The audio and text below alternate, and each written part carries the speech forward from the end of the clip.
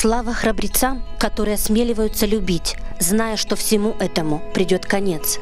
Слава безумцам, которые живут так, как будто они бессмертны.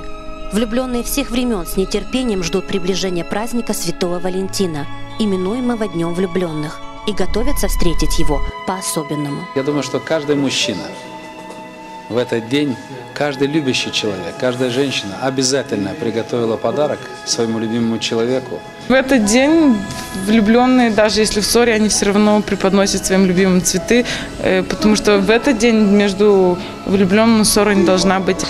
Ну, с парнем куда-нибудь сходить, отдохнуть. Для меня это, конечно, большой праздник. А я не хочу делиться секретом. Это, конечно же, секрет.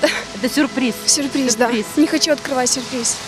В день Святого Валентина влюбленные поздравляют друг друга. По старинной традиции, все молодые люди, юноши и девушки могут не таясь признаться в любви, послав своему любимому или любимой открытку, украшенную алыми сердцами, или какой-нибудь подарок, имеющий форму сердца. Нет ничего плохого в том, чтобы поздравить дорогого человека, потому что период влюбленности – это, пожалуй, самое желанное время в жизни юношей и девушек. Дарить буду открытки, может быть, кому-то цветы подарю, что-то интересное. Подушечку или сердечко.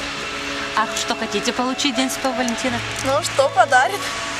Мне кажется, самый огромный подарок – это роза. Или вообще свое присутствие любимого человека.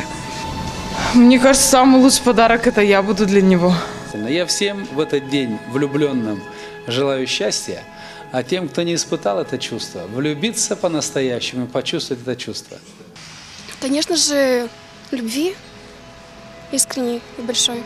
Настоящей любви, бескорыстной, чистой, долгой до позднего конца. Всем, кто будет поздравлять 14 февраля своих любимых, можно пожелать одно – чтобы их чувство стало настоящим, чтобы нежность и добро, которые они сейчас дарят своим половинкам, никогда не иссякли, а любимый человек действительно оказался спутником на всю жизнь.